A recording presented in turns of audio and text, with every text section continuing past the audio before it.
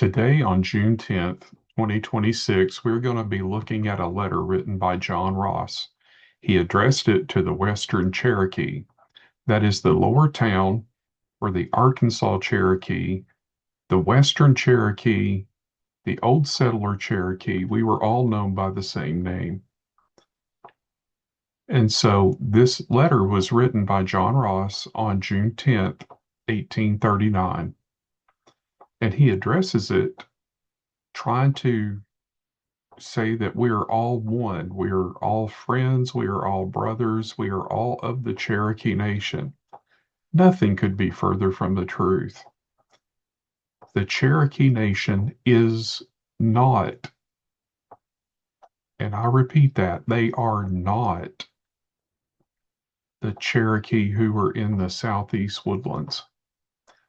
They never arrived in the Southeast Woodlands until, according to their chief, Charles Hicks, they never arrived in the Southeast Woodlands until after 1690s to early 1700s.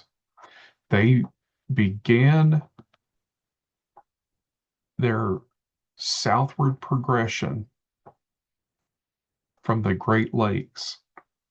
They were called the Erie people. They were the Duchat nation, according to the French. And so their chief, Charles Hicks, says that they immigrated south. So John Ross is stating a bold-faced lie. The Lower Town Cherokee were not, never were part of the Cherokee Nation. The United States called the Lower Towns the Cherokee Nation. They even called the Lower Towns the Cherokee, but they were not historically, not anthropologically, and not archaeologically. They are not the same people. And John Ross is perpetrating this lie because of what he wants to do a week and a half later. He wants to assassinate all the leadership of what is called at that time the Arkansas Cherokee or the Western Cherokee or the Old Settler Cherokee. That is his complete desire in trying to say, oh, we're all the same people. It's not true. We are not all of the same Cherokee household in the Cherokee family. We're not. We are of the mound building culture. The Cherokees are not. They had nothing to do with the mound building. They came in on top of the mounds in the Southeast Woodlands, assassinated the priest, killed all the leadership, and took over the mounds and built their own towns on top of them. That is according to their chief, Charles Hicks. So today, John Ross writes two letters.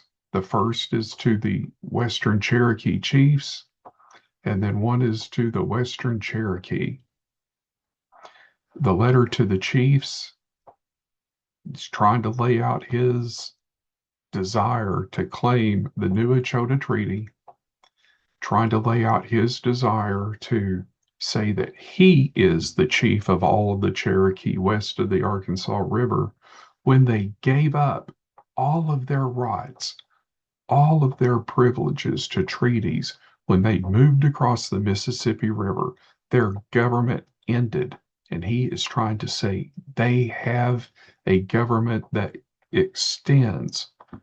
Well, when they left, according to Cherokee Nation law, when they left the old reservation east of the Mississippi River, they were no longer allowed to be called Cherokee. They were no longer allowed to be citizens of the Cherokee Nation because their laws forbid it. And so John Ross is trying to put together this letter saying that they have the right to the government, not the Chickamauga, not the Arkansas Cherokee, not the Western Cherokee, not the Old Settlers. Only the government of John Ross, according to John Ross's letters, have the right to be the government west of the Mississippi River. Read the letters today and then realize, nope, sorry, it's not real.